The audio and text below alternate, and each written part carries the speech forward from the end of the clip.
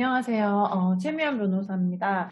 음, 오늘 이제 목차를 보시면, 목차에서 보시는 것처럼, 보건의료 데이터 활용과 관련한 법률들 있잖아요. 예, 개인정보보호법, 의료법, 뭐 생명윤리법, 이런 법들. 그 다음에 향후 데이터 활용에 있어서 문제될 수 있는 또 다른 이슈들, 뭐 공정거래법의 이슈라든지 이런 부분 간단히 살펴볼 거고요.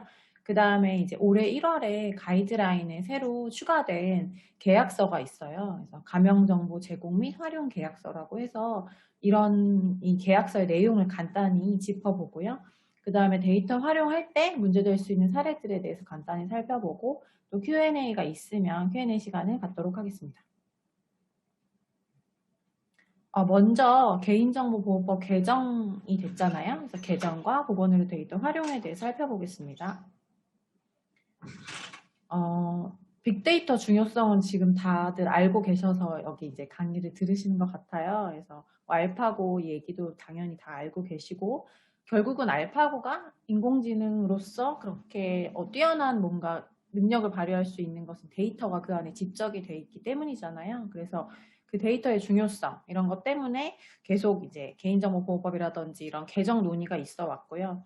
그것이 실현된 것이 이제 작년 여름이었죠. 그래서 보건의료 데이터뿐만 아니라 금융 데이터 이런 활용을 위해서 개정된 데이터 3법이 작년 8월부터 이제 시행이 되고 있는데요. 데이터 3법이라 함은 여기서 보시는 것처럼 개인정보보호법, 그다음에 신용정보법, 정보통신망법 이 세 가지를 이제 이루는 말이고요. 정식 명칭은 굉장히 좀 길게 되어 있고요. 그리고 이제 우리가 지금 가장 관심이 있는 보건의료 데이터 감염 처리에 직접적으로 관련된 법을 하나 고르라고 하면 이제 개인정보보호법이라고 할 수가 있습니다. 그러면 어떤 부분이 개정되어 있는지 먼저 보시기 전에 이 작년에 개정되기 전에 개인정보보호법에서는 개인정보의 제3자 제공을 어떻게 규정하고 있었는지 원칙이 무엇인지 한번 살펴보도록 하겠는데요. 우선 데이터를 제3자에게 제공을 하려면 여기 보시는 것처럼 정보 주체의 동의가 있거나 아니면 원래 그 데이터를 수집했던 목적의 범위 내라면 가능합니다. 다만 밑에서 보시는 것처럼 수집한 목적 외로 활용을 하거나 제3자에게 제공을 하려면 이 제공에 대한 별도 동의를 받아야 가능하고요. 그리고 이제 개인정보보호법에서 특별히 환자 정보를 이제 민감 정보라고 할 수 있는데요. 이렇게 민감 정보의 경우에는 다른 정보와 다르게 별도로 또 동의를 받아야 처리가 가능하도록 되어 있습니다. 병원에 가면은 저희가 왜 이름, 연락처, 뭐 주민번호 이런 거 적고 또 별도로 수집 동의를 받거든요. 그래서 그런 부분은 알고 계실 거고 일상생활에서 다 하고 계시는 부분이고 그게 이제 바로 이 규정 때문인데요. 그리고 이제 여기서 보시면 뭐 처리라는 말이 이제 계속 나올 거예요. 개인정보를 처리할 때 뭐 이런 식으로 이제 용어가 나오는데 그 처리의 개념이 사실 뭐 이용, 제공, 생성, 뭐 편집 굉장히 많은 의미를 담고 있거든요. 그 부분은 이제 좀 뒤쪽에서 다시 설명을 드리도록 하겠습니다.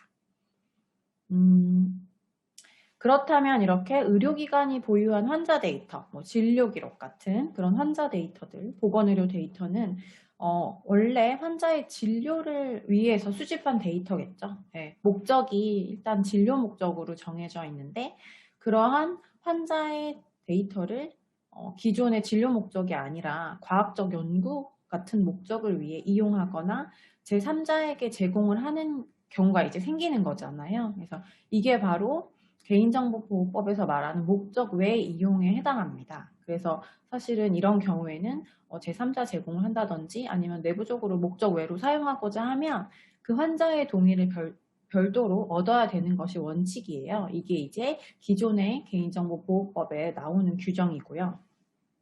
현재도 존재하는 규정입니다. 다만 이제 이 규정을 그대로 두고 감형 처리를 할 수 있는 근거를 별도로 이제 개인정보보호법에 둔 것입니다. 그래서 보시면 이렇게 감형 처리 특례 규정이 신설이 되었어요. 그래서 개인정보보호법 28조 2 1항을 보시면 통계 작성, 뭐 과학적 연구, 공익적 기록 보존 이런 목적을 위해서는 정보 주체 동의 없이 처리가 가능하다. 그리고 처리에는 굉장히 많은 개념이 포함된다. 이렇게 알고 계실 거고요. 이 목적 부분에서 사실 여기에는 산업적 목적이라든지 뭐 제품 개발 이런 얘기는 사실은 없죠. 없어서 처음에는 이런 목적이 이 안에 포함되느냐라는 사실 논란도 사실 있었거든요. 근데 그 논의는 이제 포함이 된다. 그래야만 이 개정 취지를 살릴 수 있다라는 이제 결론에 이른 상태입니다. 그래서 정리가 된 부분이고요. 포함되는 걸로. 다음으로 이 감형처리 특례 규정의 주요 내용은 무엇인지 간단히 살펴볼 건데요. 이거는 법령에 있는 내용 그대로입니다. 우선 감형 처리를 한 정보를 제3자에게 제공을 할 때 이 개인이 누군지 식별할 수 있는 정보를 함께 제공하면 안 된다라는 게 어떤 큰 원칙이고요. 그 다음에 감형 정보가 이제 결합을 할 수 있잖아요. 그래서 지금 현재 결합 전문기관이 지정이 되어 있는데 심평원, 건보공단, 보건산업진흥원 이렇게 3개 기관에서 가능한 상태죠. 이 부분에 대해서는 법률에도 이제 구체적인 내용이 있고요. 시행령에도 구체적인 내용이 규정되어 있습니다. 그 다음으로 좀 중요한 내용인데요. 감형 정보를 처리할 때는 어떠한 안전 조치를 취해야 된다라고 이제 규정해 있습니다. 그래서 여기 보시는 것처럼 내부 관리 계획도 있어야 되고 뭐 통제를 한정을 해야겠죠. 그런 부분을 설정하고 뭐 암호화라든지 이런 접속 기록을 보관한다든지 이런 기본적인 내용을 기본적인 부분을 갖춰야 되고 그 다음에 이제 좀 이것도 중요하죠. 추가 정보를 분리해서 보관해야 된다. 그래야만 이제 식별 위험을 낮출 수 있기 때문에 그리고 이런 뭐 보안 사고를 방지하기 위해서 접근 권한도 분리해야 되고 이런 내용들이 기본적으로 있습니다. 그래서 어떤 안전 조치를 취해야 되는지는 지금 법을 보셔도 나와 있고요. 이 법 규정과 시행령을 보셔도 나와 있고 가이드라인, 그 보건의료 데이터 활용 가이드라인에도 일단은 적시가 되어 있죠. 그리고 또 하나 있는데, 감형 정보를 처리할 때 이제 식별 목적을 가지고 처리해서는 안 된다라는 또 큰 원칙이 있어요. 그래서 만약에 그리고 식별 목적을 가지고 만약에 처리를 하지 않았지만 우연히 이런 정보가 생성이 되게 되면 즉시 회수와 파기 의무가 발생하게 됩니다. 물론 그리고 지금 말씀드린 이 몇 가지 규정 외에도 개인정보보호법에 기본적으로 개인정보 관리 의무들로 이렇게 규정된 내용들이 있거든요. 그래서 그런 내용 중에 실명 정보를 전제하는 것을 제외하고는 감형 처리하실 때도 지켜야 되는 규정이 있습니다. 그래서 이런 부분은 잘 체크를 하셔서 보셔야 되고요. 감형 처리를 했다고 해서 기존보다 이 안전조치 의무가 아주 내려갔다라고 볼 수는 또 없는 부분이라서 이런 부분을 좀 주의하셔야 될 것 같습니다. 다음으로 보건의료 데이터 활용 가이드라인의 취지 및 주요 내용을 간단히 살펴보겠습니다. 지금 앞에서 제가 보건의료 데이터를 감형 처리에서 활용하는 근거가 되는 개인정보보호법을 말씀드렸는데 사실 들으신 것처럼 그것만으로는 데이터 활용할 때 어떤 걸 주의해야 되고 어떤 게 문제될까라는 내용은 사실 없어요. 그래서 절차를 어떻게 해야 될지 구체적인 내용은 사실 없죠. 법 자체로는. 그래서 사실은 이런 부분에 대한 궁금증도 많고 그다음에 가이드가 필요하기 때문에 이제 가이드라인이 나왔다고 볼 수 있는데요. 그리고 또 말씀드린 것처럼 이 보건의료 데이터의 특성, 민감 정보의 특성상 이제 개인정보 침해 사고 발생하면 그 피해가 좀 막대한 부분이기 때문에 안전한 활용을 위해서도 이제 가이드라인이 좀 필요했다는 거죠. 그래서 가이드라인이 현재 나와 있고요. 작년 9월에 1차 나왔고 올해 1월에 이렇게 개정된 가이드라인이 나온 거는 이제 알고 계실 거예요. 그래서 이렇게 가이드라인 주요 내용을 살펴보면요. 우선은 데이터 심의위원회 많이 들어보셨죠? 그래서 설치 운영하도록 되어 있습니다. 물론 이 데이터 심의위원회는 지금 가이드라인에서 권장하는 사항이지만 개인정보보호법에는 사실 근거가 없는 내용이에요. 그래서 이 부분은 아마 향후에 어떤 식으로든 법적 근거를 갖춰 나갈 예정인데요. 이 데이터 심의위원회가 법적 근거를 아직은 받고 있지는 않지만 가이드라인에 규정하고 있는 만큼 데이터를 처리하는 곳에서는 이 부분을 이제 지켜야겠죠. 그래서 뭐 데이터위원회, 심의위원회를 설치하고 운영을 하고 그 다음에 뭐 인적 구성을 어떻게 해야 되고 이런 부분에 대해서 가이드라인이 제시해주고 있고요. 그 다음에 데이터 유형별로 감형 처리 방법도 제시해주고 있고요. 이런 부분은 사실 가이드라인을 설명해 주시는 다른 강사분이 있는 걸로 알고 있어서 제가 간단히만 짚어보고 있습니다. 그래서 감형 처리할 때 유의사항을 제시하고 있는데요. 그 중에 좀 눈에 띄는 게 있어요. 감형 정보를 재제공할 목적으로 제공받는 행위가 금지된다. 이 부분과 그 다음에 제공에 과도한 대가를 받는 행위는 지양되어야 된다라는 내용이 있는데요. 사실 이 내용들은 법에서 규제하고 있는 내용은 아닙니다. 하지만 이 데이터 활용을 할 때 남용이 일어나지 않게 하기 위해서 가이드라인에서는 이런 유의사항을 제시해주고 있다고 보시면 되고요. 여기서 말하는 재제공할 목적으로 제공을 받는다라는 것은 어떤 과학적 연구나 어떤 별도의 처리를 하지 않고 단순히 데이터를 약간 브로커처럼 중개하고 사고 파는 행위 이런 것들로 번지지 않게 하기 위한 좀 장치라고 보시면 될 것 같아요.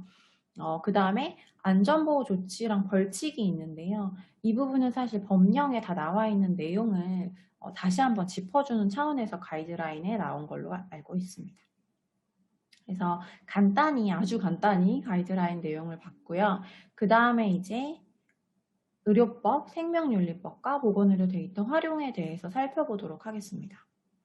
환자 기록을 이제 의료기관 내에서 또는 외부기관에 이제 위탁을 해서 감형 처리를 할 때 이 감형 처리를 하는 거는 지금 개인정보보호법에 따른 것이잖아요. 그래서 이럴 때 개인정보보호법만 적용하면 끝인지 아니면 의료법이 적용될 여지가 없는지 이게 조금 헷갈릴 수 있을 것 같아요. 애매할 수 있을 것 같은데요. 왜냐하면 이제 의료법 다들 잘 아시겠지만 환자 기록에 대한 규정이 굉장히 엄격하게 되어 있죠. 그래서 환자가 아닌 다른 사람에게 열람이나 사본 발급을 할 수 없게 되어 있어요. 그리고 또 이제 가이드라인 보시면 이제 유권 해석 부분이 좀 있는데 환자 기록과 관련해서 환자 기록의 내용을 외부의 제3자에게 확인하게 하는 경우에는 의료법이 우선 적용된다라는 이제 가이드라인의 내용이 있습니다. 그거를 보셨을 때 약간 그러면 감형 처리하려고 환자 기록을 뭔가 처리하는 게 의료법 위반에 해당하면 어떡하지? 이제 이렇게 생각이 좀 드실 수 있을 것 같아요.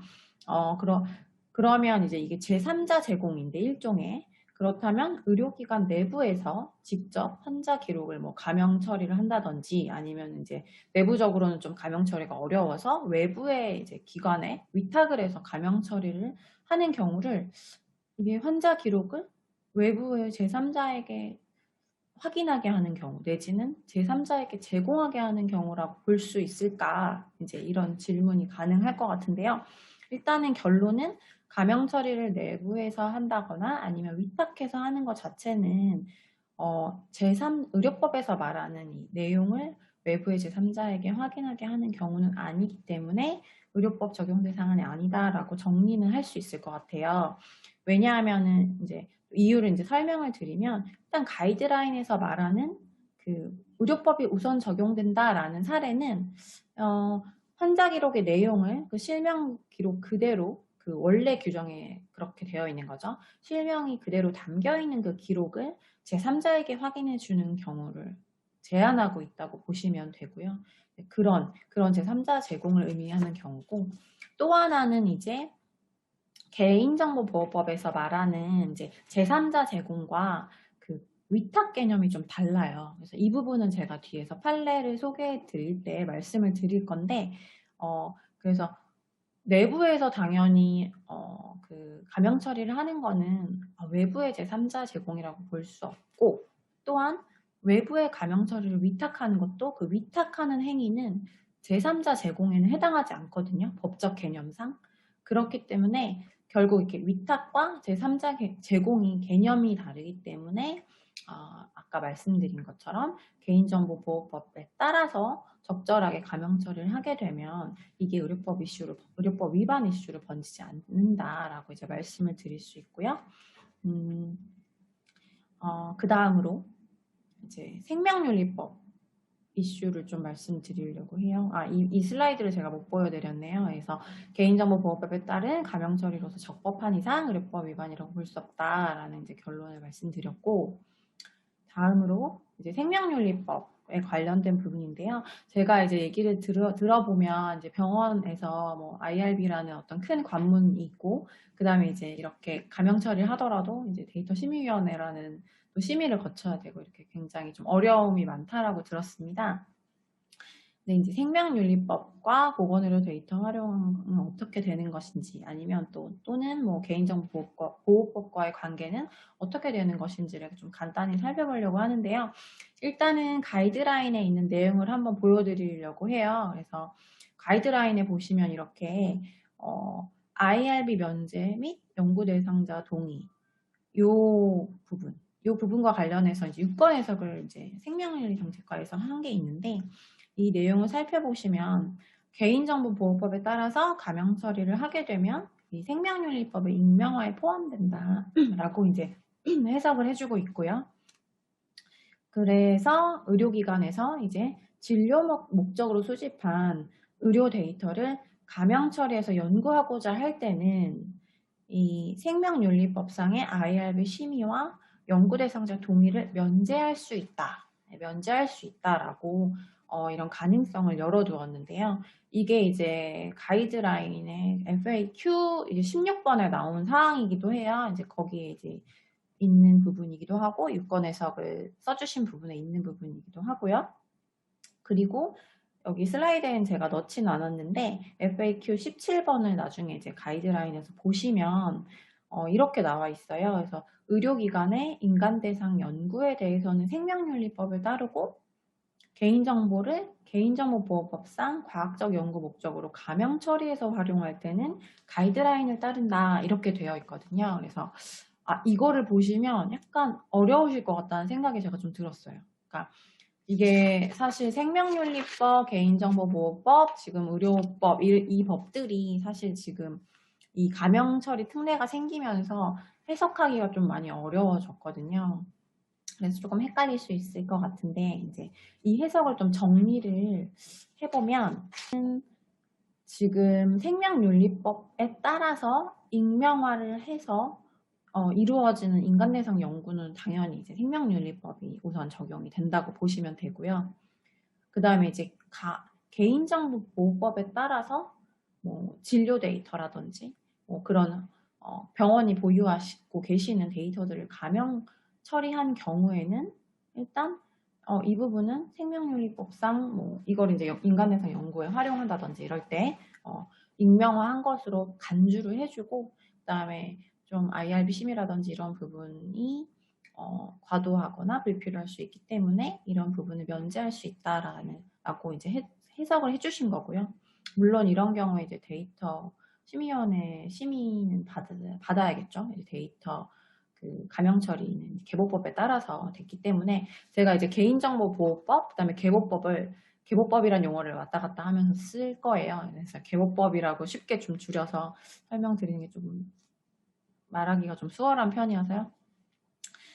그리고 이제 이렇게 유권 해석이 일단은 나와 있지만 사실 이 부분은 해석을 통해서 제시를 한 거기 때문에 좀 논란이 생길 수 있어서 나중에는 아마 이런 부분들이 법 개정을 통해서 명문화되는 것이 좀 바람직해 보이고요. 다음으로는 생명윤리법상 제3자 제공 관련해서 동의 규정들이 좀 많잖아요. 그래서 이런 부분과 개보법의 관계는 어떻게 되는지를 좀 살펴보도록 하겠습니다. 지금 보시면 18조 생명윤리법 그 18조거든요. 그래서 보시면 연구 대상자의 그 개인정보를 제3자에 제공하는 경우에 이제 서면 동의를 받으라고 되어 있어요. 물론 뭐 IRB 심의도 있겠지만, 그래서 서면 동의를 받아야 된다고 되어 있는데, 여기 2항에 보시면 18조 2항에 보시면 또 익명화도 해야 된다라고 되어 있고요. 마찬가지로 38조 인체 유래물 제3자 제공할 때도 비슷하죠. 서면 동의도 받아야 되고 익명화도 해야 된다. 이런 이제 규정들이 있습니다. 그리고 인체 유래물 같은 경우에도 이렇게 서면 동의를 이제 별도로 받도록 되어 있습니다. 물론 이 경우는 익명화에 대한 얘기는 없죠. 그렇지만 기본적으로 다 동의를 이제 베이스로 하고 있고요. 이렇게 되어 있는데 그러면 이제 개인정보보호법상 가명 처리를 하면 저희가 아까 규정을 살펴봤었잖아요. 개인정보보호법에서는 일정한 목적으로 가명 처리를 하게 되면 정보 주체 동의 없이 제3자 제공이 가능하다 이제 이렇게 되어 있었는데 지금 이제 생명윤리법의 규정들을 보면 제3자 제공을 할 때도 서면 동의는 물론 익명화까지 해야 되는 거죠. 그러니까 익명화를 하더라도 결국 동의를 받아야 된다라는 뭔가 엄격한 규정을 갖고 있는데요. 그럼 이게 어떻게 적용이 되는지 좀 애매해 보입니다. 그래서 어떻게 해석할 수 있을지 살펴보면요. 일단은 제가 이 슬라이드에 다 직접 쓰지는 않았지만 이제 생명윤리법에서 말하는 익명화를 살펴보면 뭔가 이제 개인을 식별할 수 있는 뭐 이름이라든지 이런 거를 뭐 아예 삭제하거나 아니면 다른 기호로 대체하는 경우를 이제 의미를 하고 그 다음에 이제 개인정보보호법을 보시면 가명 처리를 어떻게 하냐면 이렇게 개인정보 일부를 삭제한다든지 아니면 아까랑 비슷하죠. 대체하는 방식으로 해서 추가 정보가 없이는 누구 건지 전혀 알 수 없도록 처리하는 것으로 규정을 하고 있어요. 그래서 사실 이렇게 익명화 개념이랑 가명 처리 개념을 법상 내용을 보게 되면 되게 비슷한 내용이죠. 거의 비슷합니다. 물론 개인정보보호법에서 말하는 익명 정보랑은 다릅니다. 그래서 생명윤리법상 익명화라는 개념하고 개인정보보호법상 익명 정보는 달라요. 그래서 그 부분을 조금 헷갈리시면 안 되고 이제 익명 정보라 하면 개인정보가 아니에요. 개인정보가 아니고 사실은 아예 통계로 넘어가는 영역이기 때문에 좀 그 부분은 좀 알고 계시면 좋을 것 같고요. 그 다음에 이제 인간 대상 비슷한 개념입니다. 이렇게 해서 생명윤리법상 익명화라든지 개인정보보호법의 어떤 가명 처리는 비슷한 개념이지만 이렇게 보시면 될 것 같습니다. 인간 대상 연구 목적으로 생명윤리법에 따라서 수집된 개인정보는 생명윤리법이 우선해서 적용된다라고 정리를 하시면 될 것 같아요. 왜냐하면 이때는 그러면 이제 인간 대상 연구 목적으로 생명윤리법에 따라 수집된 개인정보를 개인정보보호법에 따라 가명 처리를 해서 활용하는 거는 조금 어려울 수 있다는 거죠. 아직은. 왜냐하면 이제 아까 보신 것처럼 생명윤리법은 동의를 받더라도 익명화를 요구하고 있잖아요. 그래서 굉장히 엄격한 수준의 규정이 되어 있고요. 그 다음에 법의 적용 범위가 사실은 생명윤리법에도 규정이 되어 있고 개인정보보호법에도 규정이 되어 있는데 생명윤리법에서는 이렇게 말하고 있어요. 생명윤리와 안전과 관련된 사항은 다른 법에 특별한 규정이 없는 한 생명윤리법에 따른다라고 되어 있고요. 개인정보보호법에서는 다른 법에 개인정보와 관련한 특별한 규정이 없다면 개인정보보호법에 따른다라고 되어 있습니다. 그러니까 이 경우는 사실은 생명윤리법이 좀 특별한 규정으로 적용이 된다라고 보시면 돼요. 그래서 결국은 개인정보보호법상 가명 처리 규정에 따라 동의 없이 제3자 제공하는 개념이 아니라 인간 대상 연구를 위해 수집된 정보들은 생명윤리법에 따라서 보시면 된다라고 정리를 하시면 될 것 같고요. 그 다음에 이제 사실 근데 이런 논란? 이런 부분에 대한 이슈는 아직은 아주 크지는 않은 것 같아요. 생명윤리법상 뭐 IRB 심의가 어렵다 이런 얘기는 많이 들리고는 있지만 아직은 지금 뭐 유전체 정보라든지 이런 일정한 정보에 대한 가명 처리가 좀 많이 유보된 상태잖아요. 가이드라인상. 그래서 앞으로는 모르겠지만 아직까지는 큰 이슈는 없는 것 같습니다. 하지만 앞으로 유전체 정보라든지 다양한 정보에 대해서 가명 처리가 다 본격적으로 시작이 되면 이런 규정 부분의 어떤 모호성이라든지 이런 부분이 좀 정리가 돼야 될 필요가 있습니다. 그 다음에 이제 개인정보보호법과 의료법 관련 판례인데요. 이 부분도 사실은 개보법이 작년에 개정됐잖아요. 이제 작년 여름 8월에 개정이 되고 이후에 법적 분쟁으로 막 커진 사건이 사실은 거의 존재하지는 않아요. 그래서 제가 뭔가 사례를 말씀드리고 싶어서 찾아봤지만 사실은 이제 이렇게 판례가 나올 정도까지는 지금 이른 단계는 아니고, 그래서 이제 개인정보보호법이 개정되기 전에 이렇게 뭐 의료 데이터와 관련한 사건을 찾아봤습니다. 그래서 찾아보니 이제 하나가 있는데 이게 좀 큰 사건이었어요. 그래서 지금 제가 사건 번호 써드렸는데 이게 지금은 대법원에 가 있어서 사건 번호는 변경이 되었는데요. 요 판결, 제가 써드린 요 판례 번호에서 나온 판결에 대한 이제 얘기를 좀 해드리면, 이게 이제 스마트 헬스 전자처방전 서비스와 관련된 사건이었어요. 그래서 이 전자차트 프로그램에서 이렇게 환자 처방 정보를 작성하게 되면 중개 서버로 이제 전송이 되도록 하고, 그 중개 서버가 일단 일시 저장을 하는 거죠. 그랬다가 이 전자 처방전을 환자가 동의하지 않았는데 환자 동의를 따로 안 받고 약국으로 전송해준 이 사건이었어요. 그래서 이제 이게 환자의 민감 정보를 환자 동의 없이 뭐 불법 저장 제공해서 개인정보법 위반이다. 그다음에 그 전자처방전 개인정보를 탐지나 누출했다. 이렇게 해서 의료법 위반이다. 이렇게 해서 기소가 됐던 사건인데요. 이게 좀 큰 회사의 어떤 서비스에 대한 그 사건이어가지고 좀 이건 언론에서도 좀 많이 보도가 되었었는데, 이거를 왜 제가 이제 설명을 드리게 됐냐면, 여기서 나온 쟁점이 여기 이제 녹색 그 슬라이드 안에 이제 박스 안에 들어있던 그 개인정보 처리라는 개념을 어떻게 법원은 받느냐라는 그 부분이 나와 있기 때문이에요. 그래서 여기서는 이제 중개 서버에서 그 개인의 그 처방 정보들이 이렇게 거쳐서 가게 됐는데, 이렇게 단순히 중개 서버의 정보가 일시 저장됐다가 전송되는 경우는 정보의 전달에 불과하다. 단순한 뭐 중개다. 이런 경우는 개인정보의 처리가 아니다라고 봤습니다. 그래서 이렇게 처리 개념은 사실은 앞서 말씀드린 것처럼 그 개인정보보호법의 처리라는 개념을 굉장히 포괄적으로 쓰고 있거든요. 그래서 이게 사실 실무적으로 해석하기는 좀 어려울 수 있는데, 이 처리의 범위를 좀 축소해서 해석을 해준 판례라고 보시면 될 것 같아요. 그래서 아까 말씀드린 것처럼 개인정보를 수집, 뭐 생성, 그다음에 기록, 저장, 보유, 뭐 편집, 심지어 뭐 검색하고 출력하고 복구하고 이용하고 제공하고 죄송합니다. 제공하고 파기하는 일체 행위를 다 말하는 건데요. 이렇게 좀 광범위하게 돼 있다 보니까 이게 이제 해석으로서 이렇게 좀 제한이 된 사례라고 볼 수 있고요. 그래서 결국은 이 사건은 이제 개인정보보호법 위반도 아니고 의료법 위반도 아니다라는 이제 2심 판결까지 그런 판단을 받았습니다. 그래서 1, 2심이 무죄였고 지금 현재 대법원에 있는데요. 좀 최종 결과가 좀 주목되는 사건 중에 하나라고 볼 수가 있습니다.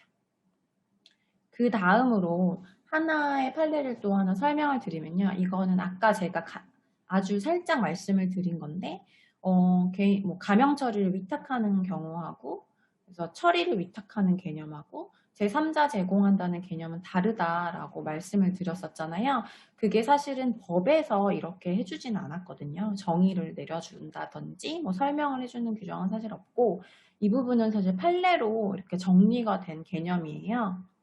그래서 여기 보시면 개인정보의 제3자 제공이란 제공받는 자의 목적을 위하여 개인정보를 제공하는 경우다. 그러니까 그 제3자가 이 개인정보를 가지고 뭔가 사업을 하거나 뭐 활용을 하거나 하기 위해서 이 정보를 받는 경우라면 이거는 제3자 제공이지만, 제공하는 자가 자기의 사물을 처리하는데 뭔가 직접 소화하기가 어려우니까 뭐 제3자한테 맡겼다라는 개념. 그래서 제공하는 자의 사무 처리를 위한 것이라면 이것은 위탁 개념이다라고 봐야 된다고 정리를 해준 거고요. 이 내용이 이제 개인정보보호위원회 지침에서도 나와 있는 내용입니다. 다음으로 좀 진행을 좀 빨리 해야 될 것 같아요. 지금 시간이 좀 많이 지났는데, 지금 이 부정경쟁방지법, 공정거래법, 저작권법 이런 법들과 이제 복원으로 되어 있던 활용의 이슈는 아직은 이게 현실적으로 막 문제되어 있는 내용은 아니고요.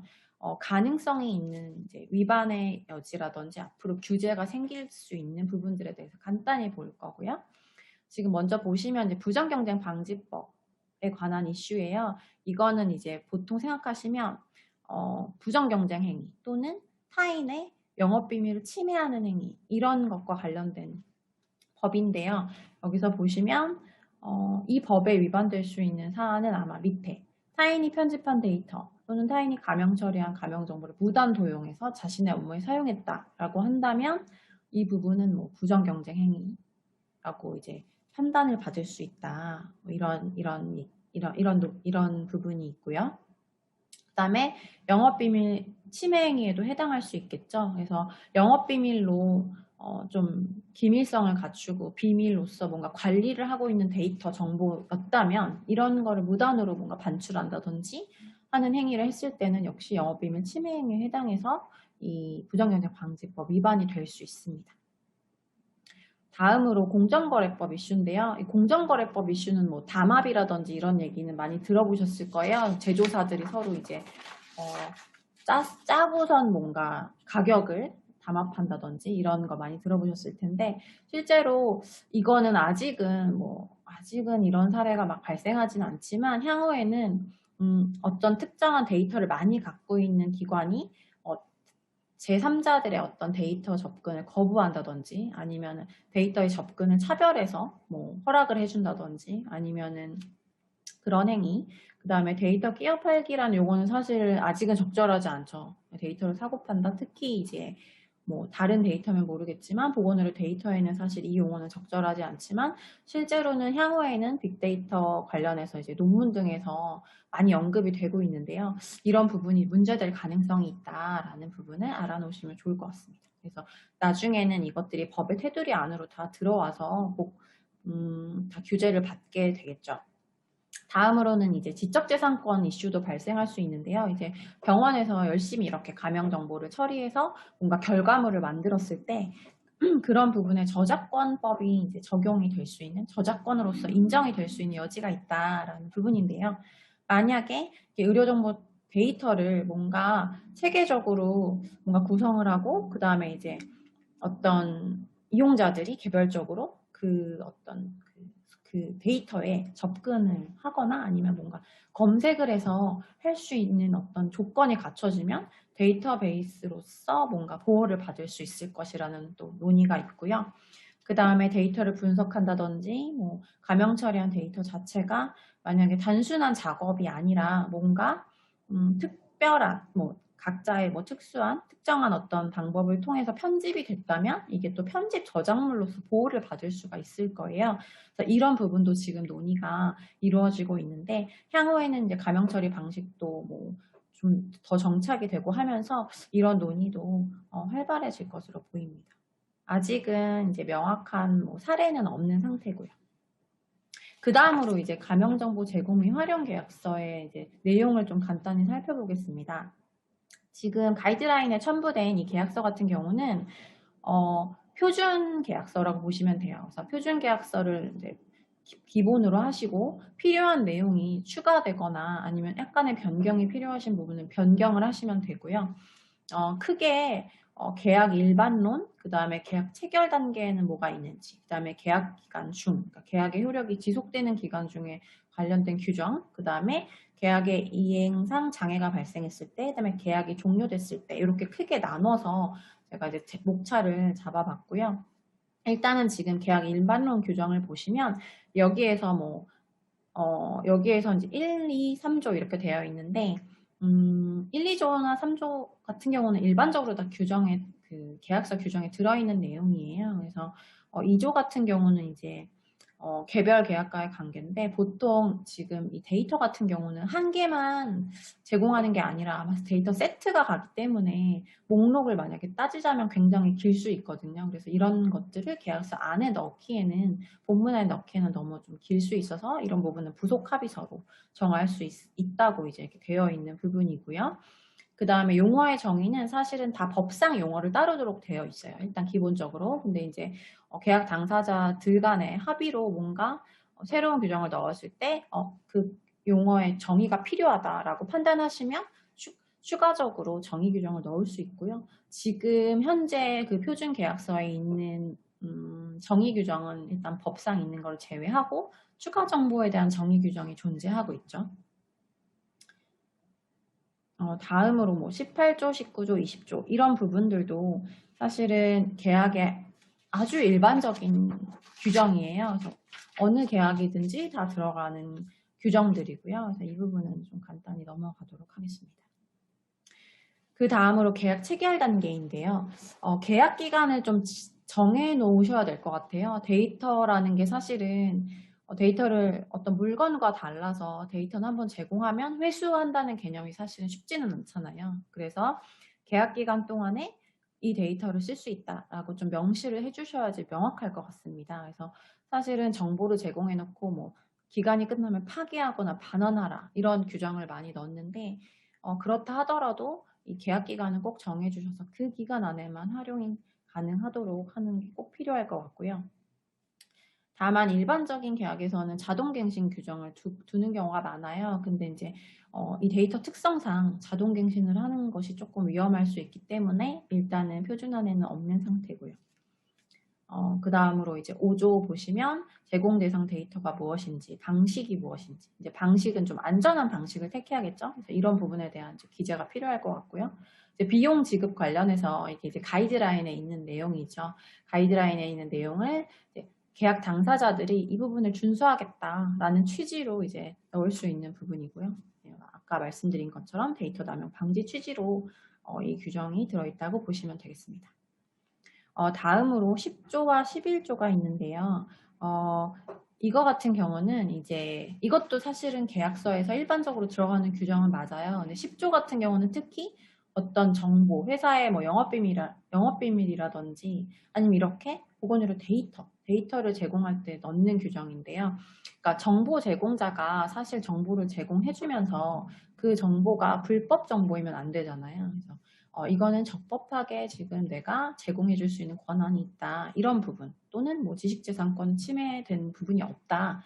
이런 부분 그다음에 또 법령을 내가 준수했다. 이런 부분을 보증을 할 필요가 있거든요. 그래서 이거를 만약에 제공을 받으실 때는 이런 보증 규정이 꼭 들어 있어야 되는 부분을 좀 염두에 두시면 좋을 것 같습니다. 그 다음으로 11조는요. 아까 말씀드린 것처럼 이게 이제 나중에 현재는 지식재산권 논의가 아주 활발하진 않지만 결국은 각자 뭔가의 방식으로 가명 처리를 하게 되고 그 데이터를 분석하게 되기 때문에 이런 것들이 이제 지식재산권 안으로 들어올 수 있어요. 그래서 그런 것들은 그 정보를 수령을 예를 들어서 이미 그런 처리를 거친 정보를 제공자가 이 수령자에게 준다라는 경우에는 그게 이제 이미 그 작업을 한 주체인 제공자에게 귀속이 되겠지만 만약에 그게 아니라 수령자가 그 정보를 받아서 스스로의 노력으로 뭔가 결과물을 만들었다면 그 부분은 수령자에게 귀속된다. 이런 식의 이제 문구고요. 이런 부분은 양 당사자가 충분히 정할 수 있는 부분입니다. 다음으로 이제 7조를 보시겠는데요. 이게 사실은 아까 이제 가이드라인 간단히 설명드리면서 많은 의무들이 있었잖아요. 뭐 안전조치라든지 뭐 제3자 재제공 금지, 뭐 식별금지 이런 부분들. 그래서 법령상 의무를 서로 지켜야 된다라는 부분이 들어있고요. 그 다음에 이제 개인정보를 다루는 기관들에서는 당연히 이런 교육도 이루어지고 법령상 의무를 준수하도록 해야 되잖아요. 그래서 이런 의무들을 계약상 의무로서 둔다라는 취지의 이제 규정들입니다. 그리고 또 상대방이 만약에 이 규정들을 위반했다라고 하면 시정을 요구할 수 있는 이런 규정들이 있고요. 이런 부분들은 사실은 컴플라이언스, 그러니까 회사나 기관의 어떤 컴플라이언스 차원에서 좀 들어가 줘야 되는 규정이라고 볼 수 있습니다. 그 다음으로 8조와 9조인데요. 이것도 사실은 뭐 정보를 제공하는 계약에 있어서는 굉장히 일반적인 내용들이에요. 계약 기간 중에 만약에 정보 유출 우려가 있을 때는 반드시 상호 이제 고지를 해주고 피해를 최소화하도록 노력해주면서 그다음에 서로 이런 정보에 대한 비밀 유지를 해야 된다라는 규정들입니다. 그 다음으로는 이제 해지는 언제든지 계약자들은 할 수 있으니까요. 그래서 이런 해지 규정이 들어있고요. 그 다음에 뭐 손해배상 규정이 있는데 이 부분은 이제 계약을 이렇게 데이터에 관련한 계약을 위반하게 되면 사실은 다른 계약들 같은 경우는 상대방에 대한 계약 위반 문제만 발생하죠. 그래서 내가 만약에 계약을 위반하면 상대방에 대해서 뭔가 손해가 발생했다. 이럴 경우에는 손해배상을 내가 그 상대방한테 해주면 되는데 사실 이 데이터는 환자 데이터가 결부되어 있다 보니 좀 복잡해질 수 있습니다. 그래서 이제 환자에게 손해가 발생할 수 있다는 거죠. 이 당사자들이 아닌 제3자에게. 그래서 그거를 염두에 둔 규정이고요.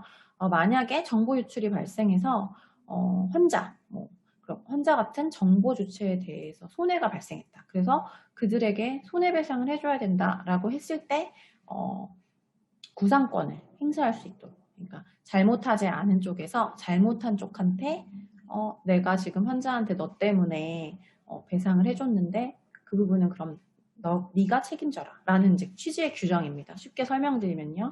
그래서 이런 규정이 들어있고요. 그 다음으로 이제 14조, 15조, 16조인데요. 14조 같은 경우는 이제 이게 데이터 관련해서 이렇게 법령을 지켜야 되는 부분이 사실 많기 때문에 내가 위반하지 않은 어떤 위반 사항에 대해 책임질 필요는 없잖아요. 그래서 법령 위반은 각자 책임진다는 어떤 기본적인 원칙을 정할 필요가 있고요. 그 다음에 15조 같은 경우는 그냥 일반 규정이라고 보시면 될 것 같아요. 모든 어떤 계약에 다 들어있는 규정이고 내가 내 책임 없이 계약을 이행하지 못하는 경우에는 책임이 면제된다라는 규정인데요. 이 부분은 일반적인 규정이고 그 다음으로 이제 16조 마지막으로 설명드릴 이 16조 같은 경우에는 계약이 종료된 뒤에 데이터를 어떻게 해야 되는가에 대한 규정이에요. 이 부분은 이제 아까 잠깐 말씀드렸는데 데이터를 반환하도록 한다든지 아니면 파기를 해야 한다든지 이런 의무를 꼭 두셔야 되고 그 다음에 이제 그럼 반환 받으면 되지만 사실 이게 남아있는지 뭔가 그 수령자가 다른 식으로 저장을 했을 수도 있고 하기 때문에 이런 부분 반환이나 파기 의무가 제대로 이행했는지에 대해서는 사실은 보증 확인서, 보증서 내지 확인서를 따로 받는 경우도 사실 있거든요. 그래서 그런 부분도 실무적으로 생각해 보시면 좋을 것 같습니다. 다음으로 이제 실제 데이터 활용 시 문제될 수 있는 사례들을 얘기해 보려고 하는데요. 아까 말씀드린 것처럼 이 개정된 개인정보보호법 시행된 지가 사실 얼마 되진 않았잖아요. 아직 지금 1년이 채 되지 않았기 때문에 법적 분쟁은 아직은 많지가 않아요. 그래서 개인정보와 관련해서 좀 애매하거나 좀 그런 부분이 있을 수 있는 사례에 대해서 간단히 좀 말씀을 드리려고 합니다. 지금 제가 슬라이드에는 쓰지는 않았는데 그냥 편하게 들어주시면 될 것 같아요. 그래서 일단은 이제 뭐 이런 질문들도 있었다고 해요. 건강검진 같은 거 받으실 때 마지막에 이제 건강 상담을 하게 되잖아요. 그래서 건강 상담을 하고 마치게 되는데 그런 건강 상담을 하고 기록하는 내용도 개인정보에 해당할까요? 뭐 이런 질문들도 있을 수 있다고 하더라고요. 네, 사례가. 그래서 네, 만약에 이제 이건 조금 쉬운데 건강 상담을 할 때 뭐 병력, 신체 상태, 건강검진 결과, 그다음에 치료 방법을 어떻게 해야 된다라는 조언들이 이제 기록되고 이것을 보존하게 되면 당연히 이것은 개인을 식별할 수 있는 개인정보에 해당하겠죠. 그래서 이런 정보들도 가명정보 형태의 제공이 아니게 되면 제3자에게 제공하려고 할 경우에는 당연히 기본적으로 환자 개인의 동의가 필요하다라는 이제 결론에 이르게 되고요. 그 다음에 이제 환자 진료 기록 같은 경우 환자에 대한 내용이 작성이 되어 있는 것은 당연하죠. 네, 환자에 대한 내용이 있는 건 당연한데 그런데 그 환자의 기록, 진료 기록 안에는 의사가 한 판단, 평가 또는 의사의 이름이라 성명 이런 것들이 기재되어 있잖아요. 그래서 실제로 이런 질문이 좀 있었다고 들었는데 그래서 이런 측면에서 이 진료 기록이 의사의 개인정보에도 해당하지 않을까요? 뭐 이렇게 생각하시는 분도 있다고 해요. 그래서 이거 제3자에게 제공하려면 이 환자 기록 제3자에게 제공하려면 환자뿐만 아니라 의사 동의도 필요한 거 아닌가요? 뭐 이제 이런 질문도 있다고 하는데 근데 그게 아주 틀린 말은 아니거든요, 사실은. 그래서 진료 기록 안에는 뭐 환자의 정보도 있고 의사의 정보도 있죠. 그래서 이중성이 있는 부분이 있는데, 하지만 애초에 어떤 진료 기록 자체의 뭐 목적과 취지를 생각해 보시면 좀 구분이 될 것 같아요.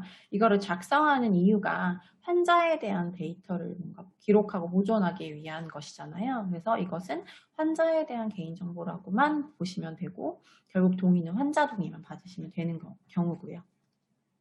그 다음에 이제 이거는 뭐 의료법은 아니고요. 약사법과 좀 관련된 내용인데, 이제 약국에서 조제한 약에 대해서 뭐 환자의 가족이 어, 조제 정보를 달라라고 요구하는 경우에 환자 본인의 동의를 얻지 않고 정보를 제공할 수 있을까요? 뭐 본인 동의는 필요 없는 건가요? 라는 이제 이런 또 사례가 있을 수 있는데요. 약사법 보시면 약사법에서는 이제 조제 기록부 내용을 확인할 수 있는 권리를 일정한 사람들한테 부여하고 있어요. 그래서 이 범위에, 이 권한을 가진 범위에는 그 통상적인 가족 구성원이 포함되거든요. 그래서 뭐 열람을 한다든지 사본 제공을 한다든지 이렇게 내용을 확인하게 해줄 수 있습니다. 이런 것들은 이제 개인정보보호법상 그 제3자 제공 규정에서 말하는 다른 법률에 특별한 규정이 있는 경우에 해당하기 때문에 이런 경우는 개인정보보호법 위반이 아니게 되는 거거든요. 이렇게 법령이 적용되는 관계를 보시면 좀 이해를 하시기 편하고 좀 재미있을 것 같습니다.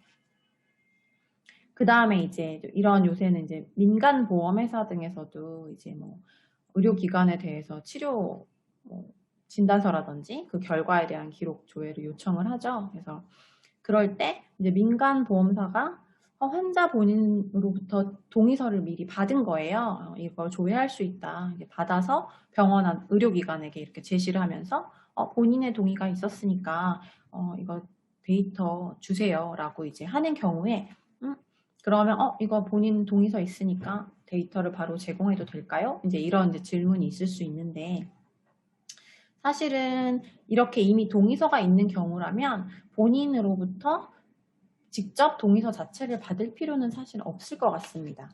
이미 이제 동의가 어느 정도 있다는 부분이 나와 있는 거니까요. 하지만 이 환자의 그 개인정보에 대한 동의는 언제든지 변경될 수 있거든요.